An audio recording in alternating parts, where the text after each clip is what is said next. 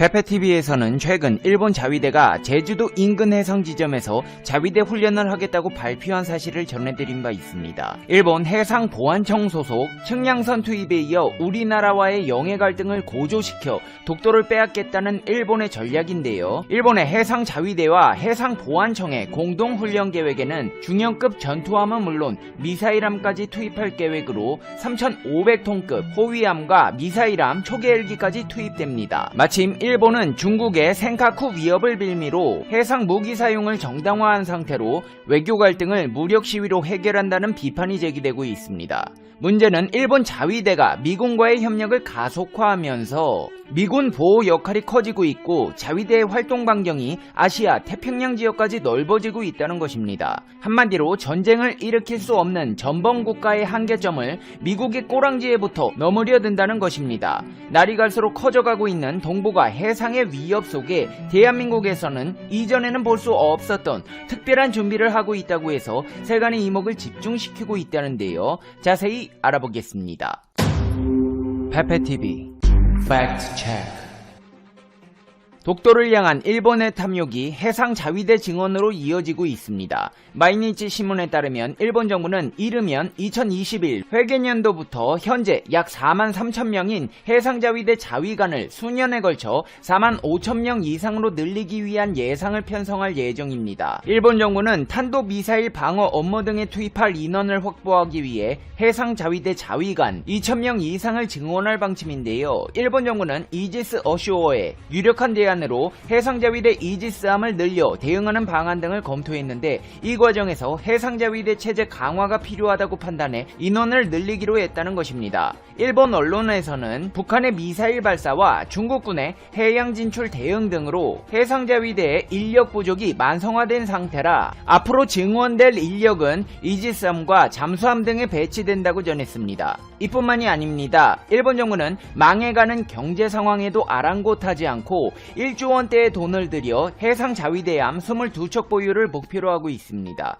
교도통신에서는 그 첫 번째 성과로 최근 일본 해상자위대가 내년부터 본격 운용할 예정인 신형 호위함 가운데 1번함이 진수되었다고 보도했습니다. 미쓰비시 중공업 나가사키 조선소에서 신형 호위함 1번함인 모가미의 명명식을 겸한 진수식이 열렸는데요. 이 호위함은 내년 취역 예정으로 길이 132.5m, 폭 16m에 기준 배수량 3,900톤으로 승무정원은 약 90명입니다. 건조비는 약 1조 1,100억 원이며 레이더망에 잘 포착되지 않도록 선체 표면에 요철을 줄였습니다. 미쓰비시 중공업은 2023년까지 이 같은 호위함을 10척, 장기적으로 22척을 보유할 예정이며 해상자위대에서 운용할 예정입니다. 여기에 더해 또 일본 자위대는 중국과 러시아를 견제하겠다며 전국에 7개 전자전 거점을 신설하기로 했는데요. 지지통신에 따르면 일본 정부는 전자파를 사용해 상대의 통신기기 및 레이더를 방해해 공격을 무력화하는 전자전 부대 거점을 전국에 7개 신설하기로 했다고 보도했습니다. 일본 방위성은 앞으로 전자전 역량 강화를 위해 구마모토시 소재 육상자위대 건군 주둔지를 시작으로 2021년도 말까지 1년간 전국에 총 7개의 육상자위대 전자전 전문부대 거점을 신설할 방침입니다. 육상자위대의 전자전 요원은 2021년 말까지 450명 규모가 되며 앞으로 더욱 늘려갈 예정입니다. 야, 페페TV야, 일본은 2차 세계대전에서 패한 뒤 헌법을 통해 국가 주권으로서 전쟁과 국제분쟁 해결 수단으로 무력 행사를 영원히 포기한다고 선언했잖아. 무력 행사도 못하는 주제에 가뜩이나 경제난으로 국민들의 원성이 높아만 가는 국가에서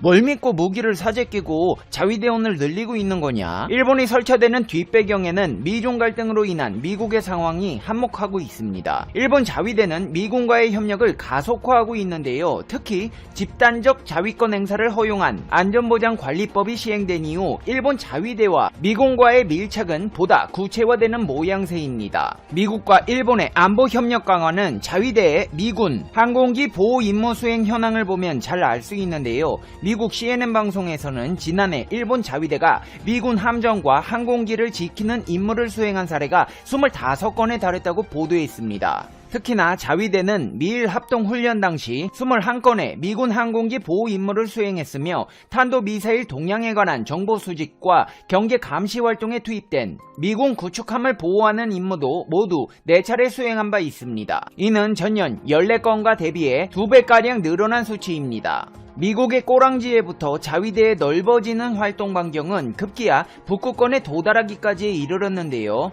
일본 해상자위대는 작년 북극권에 처음으로 연습함 가시마를 출격시킨 사실이 뒤늦게 알려졌습니다. 해상자위대가 북극권에 선박을 보낸 것은 이번이 처음입니다. 마이니치 신문의 보도에 따르면 해상자위대는 간부 후보생 교육을 마친 실습생과 항해에 숙련된 승조원 등 약 310명을 태운 연습함 가시마를 작년 9월 북극권에 파견했습니다. 가시마는 9월 8일 미국 해안 경비대와 함께 통신훈련을 했으며 이후 베링 해협을 통과해 북위 66도 33분 이북인 북극권에 진입했습니다. 해당 훈련은 자위대가 북극권에서 본격적으로 활동할 가능성을 염두에 둔 예비조사일 가능성이 있는 것으로 분석되고 있는데요. 북극해의 활용을 위해서는 지형, 기후, 기항지, 수심, 보급시설 등의 정보를 사전에 확인할 필요가 있는데 마이니치에서는 가시마에 탑승한 대원들은 함상에서 보이는 베링 해협이나 북극권을 사진으로 찍고 조류, 기후 등을 관측한 것으로 보인다고 분석했습니다. 전문가들은 미국과 일본의 군사협력에 대해 다양한 의견들을 내놓고 있습니다. 코레이 월러스 일본 가나가와대 교수는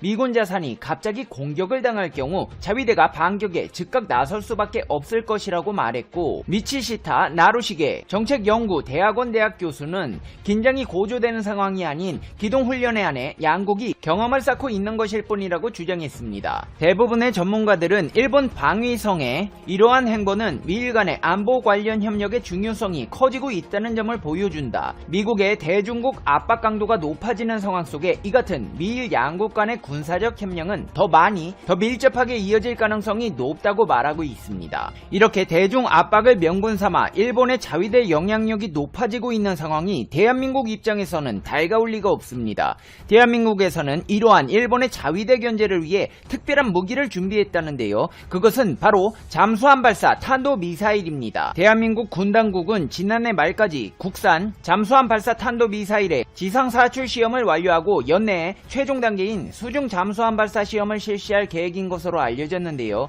이 미사일들은 첫 국산 3,000톤급 잠수함인 도산 안창호함에 총 6발이 탑재됩니다. 잠수함 발사 탄도미사일은 잠수함에서 발사되는 일종의 전략무기로 최종 시험 발사에 성공하면 북한에 이어 세계 8번째 개발국이 됩니다. 이 미사일은 탐지가 어려운 수중 잠수함에서 발사돼 대표적인 전략무기 중의 하나로 꼽히는데요. 상대적으로 안전하게 기습공격과 보복공격 모두가 가능하다는 장점이 있습니다. 지상발사용 ICBM은 고정시설이기 때문에 일단 미사일이 날아오면 맞고 견디는 것 이외에 방법이 없습니다. 공중발사용 핵미사일의 경우에도 전쟁 발발 시 최우선 타격 목표에 비행장이 영순위로 올라가는 상황에서 항공기가 무력화되면 탑재되는 항미사일도 무용지물이 된다는 문제가 발생합니다. 그러나 잠수함 발사 탄도미사일은 전략 원잠이 일단 도크를 벗어나서 임무를 수행하기 시작하면 그 위치가 발각되기 전까지는 상대가 손을 쓸 수 없습니다. 이때 적국의 핵미사일이 자국에 떨어진다면 잠수함 발사 탄도미사일은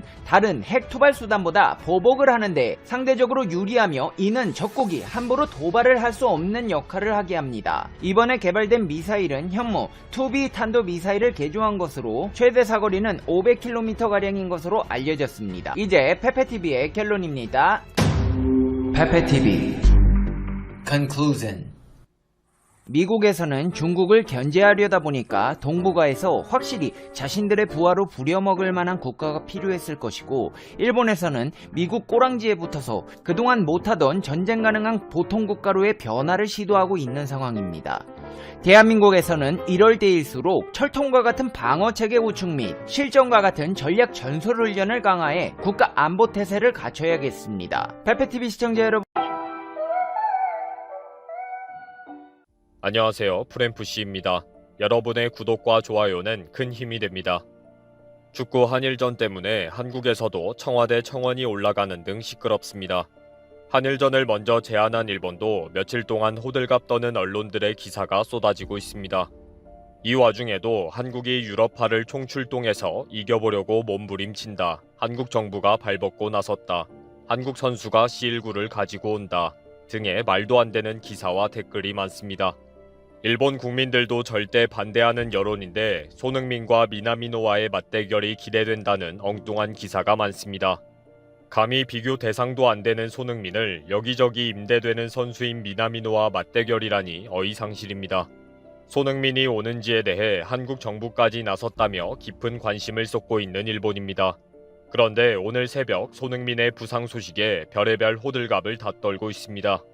며칠 동안 말도 안 되는 기사들이 쏟아졌습니다. 일본과 한국축구협회가 10일 한국 대표 대 일본 대표 간의 친선 축구 경기를 25일 요코하마 닛산 스타디움에서 개최한다고 동시에 발표했습니다. 2011년 삿포로에서 개최된 이래 10년 만에 열리는 한일전이 큰 주목을 받고 있다며 언론에서 대서특필하고 있습니다. 특히 지난 11월 호주 원정 경기 때 대표팀에서 C19가 확산된 사례가 있기 때문에 일본으로 원정 경기를 가는 것에 대한 반대가 높습니다. 그 당시에도 권창훈, 이동준, 조현우, 황인범과 스태프 1명까지 C19 확진 판정을 받으면서 멕시코와의 평가전이 취소될 뻔했습니다. 이 당시에 일본 언론에서는 멕시코가 한국과의 경기 이후에 바로 일본과의 시합이 이어졌다는 점을 지적하는 보도가 있었습니다. 한국 선수에게서 감염된 멕시코 선수가 있을 수 있다. 일본 선수가 위험하다는 것입니다. 사커 다이제스트는 왜 한국축구협회는 원정의 한일전을 받아들였는가 라며 이례적인 조치를 취한 한국의 입장에 대해 보도했습니다. C19 확산으로 원정 경기를 하면 격리 조치를 해야 하는 불편함이 있는데도 왜 일본 축구협회의 요청을 받아들였는지를 취재한 것입니다. 한국축구협회가 국내파에도 격리 조치에 특례를 적용하도록 정부와 이미 협의를 마쳤다고 밝힌 것에 주목합니다. 한국 정부까지 움직여 실현한 한일전에는 국내 베스트 멤버뿐 아니라 유럽파의 소집까지 실현할 것으로 보인다고 했습니다. 또 석간 후지는 한일전을 강행하는 양국 축구협회의 속사정, 일치하는 고위험 고수익이라는 제목의 기사에서 돈 때문이라고 지적합니다. 일본 축구협회는 C19로 인해 재정 상태가 아주 안 좋기 때문에 주목을 받을 A매치 경기가 반드시 필요한 상황입니다. 이런 이유로 한국축구협회와 함께 고위험 고수익에 도박을 하기로 했다고 봤습니다. 지상파 중계권료로 1억 5천만 엔, 약 15억 6천만 원, 입장료도 약 1억 엔, 약 10억 원의 수입을 기대합니다. 한국축구협회도 경제적인 형편이 어렵기 때문에 이런 요구에 대해 적극 환영을 한다는 것입니다. 문제는 선수를 차출해야 하는 한국 구단의 적극적인 반대입니다. 경기 이후에 와서 일정 기간 격리를 해야 하기 때문에 구단 측의 저항이 있습니다. 그러나 일본 축구협회는 이런 C19 감염과 확산 문제는 한국 정부가 해결해 줄 것으로 보고 있었습니다. 특히 한국 정부가 정치적인 이유로 적극 협조할 것으로 보고 한일전을 요청했다는 것입니다. 도쿄 스포츠는 한국에선 이미 한일전을 기대하는 열기가 상당하다고 보도했습니다. 이번 친선 경기는 분명 양국에 큰 이득을 가져다 줄 것이다. 한국은 한일 관계가 회복하는 계기가 될 것으로 큰 기대를 가지고 있다. 한국 여론은 놓칠 수 없는 중요한 기회가 될 것이라고 기대한다. 격리 조치 등의 장애물이 있지만 한국 정부에서 이미 절차 간소화를 논의하고 있다. 한국 측은 한일전의 실현에 뜨거운 기대를 가지고 있다고 보도했습니다. 이런 말도 안 되는 보도에 대해 일본 네티즌들은 어이없는 맞장구를 치고 있습니다. 단교를 해야 하는 상황에 무슨 친선 경기로 수작이냐. 한일 관계가 회복이라니 일본에는 아무 장점도 없다. C19와 올림픽 때문에 우리는 바쁘다. 반일국가 한국과의 경기는 절대 안 된다. 국가 간의 거리 두기를 해야 한다. 일본 선수들이 위험하다. 정말 앞뒤도 맞지 않는 댓글들을 적고 좋아요를 누르고 난리들입니다. 또 한국은 한일전에서 지면 감독은 경질이다 라는 절박한 심정으로 경기를 준비하고 있다고 보도합니다. 10년 전 삿포로에서의 패배를 서력하기 위해 한국이 거친 플레이를 할 것으로 본다. 감독도 한일전의 중요성을 알고 있기 때문에 유럽파의 차출을 희망하고 있다는 식의 보도입니다. 13일에는 한국의 에이스 손흥민 선수가 한일전에 참가하기로 확정되었다. 한국 정부의 요청에 토트넘이 동의했다. 라는 풋볼전의 보도가 있었습니다. 한국 정부가 영국의 방역기관과 협의를 해서 입국 후 격리 조치를 면제한다는 특례 조치에 합의했다는 것입니다. 정확한 보도가 아닐 가능성이 높은데도 일본은 한국이 한일전의 승리를 위해 적극적으로 나섰다는 식으로 보도하고 있습니다. 리버풀에서 사우스햄튼으로 임대 이적한 미나미노 선수도 사우스햄튼에서 차출을 허락할 수 있다고 밝혔습니다. 사우스햄튼의 조건은 경기 후에 영국 입국 시에 격리 조치를 면제해 줄 경우라고 알려졌습니다. 이제 손흥민과 미나미노와의 맞대결이 성사된다 라는 식으로 보도하고 있습니다. 이런 말도 안 되는 기사들이 쏟아지는 와중에 오늘 새벽 손흥민의 부상 소식이 전해졌습니다. 손흥민은 오늘 새벽 아스날과의 프리미어 리그 28라운드에서 전반 19분에 허벅지 부상을 당했습니다. 결국 에릭 라멜라로 교체가 되었고 아스날에게 1대2로 패배했습니다. 손흥민의 부상에 대해 영국 언론들도 결국 올 것이 왔다. 그동안 너무 많은 출전으로 혹사를 당했다. 라고 보도했습니다. 프리미어리그가 C19 확산으로 1개월 늦게 개막이 된 탓에 경기 일정이 3-4일 간격으로 짧아진 데다 손흥민은 경기 선발 라인업에 빠지지 않았기 때문입니다. 손흥민은 올 시즌 총 41경기에 출전했고 리그 28경기에는 모두 선발로 나설 만큼 휴식을 전혀 취하지 못했습니다. 무리뉴 감독은 경기 후에 허벅지 부상이다. 회복까지 얼마나 시간이 걸릴지 알 수 없다. 라고 밝혔습니다. 허벅지 부상이 생각보다 심할 경우에는 최소 3주 이상의 휴식이 필요할 것으로 보고 있습니다.